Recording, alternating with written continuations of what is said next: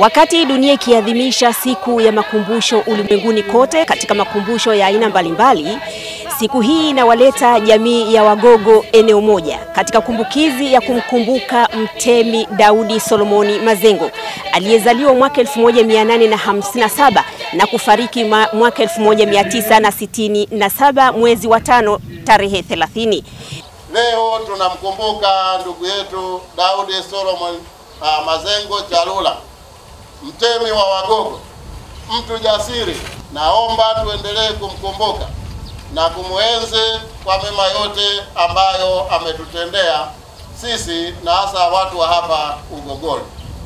Wasifu wa Mtemi Daudi Solomona Mazengo unaelezwa katika ukurasa huu ulioonyeshwa hapa kutoka mwaka 1857 mpaka mwaka 1967.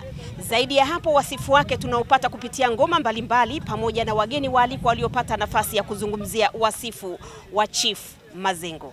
Mtemi Mazengo akiwa pale mwaka 1929, yule mtoto wa mfalme wa Uingereza alikuja kutembelea Dodoma na Mazengo akawa aliwawakilisha wale watemi wote wa Afrika Mashariki. Alipokuja, Mazengo akapewa medali ya kwanza. Katika nyumba yake ya milele hapa niliposimama, mtemi wa Wagogo Daudi Solomoni Mazengo alizikwa mahali hapa mnamo tarehe 17 Januari mwaka 1967, na maziko yake yalifanywa na serikali ya awamu ya kwanza chini ya rais wa awamu ya kwanza Mwalimu Julius Kambarage Nyerere.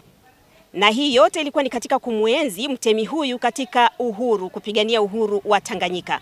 Leo hii Spika wa Bunge la Jamhuri ya Muungano wa Tanzania Job Ndugai ameshiriki katika kumbukizi hii ya kumuenzi Mtemi Mazengo. Kumbukumbu hizi zinapotea kwa haraka tusipokuwa makini.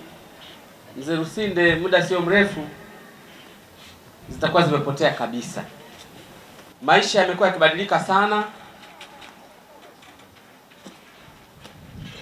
Mambo mengi ya miaka michache tuliyopita hayaonekani tena.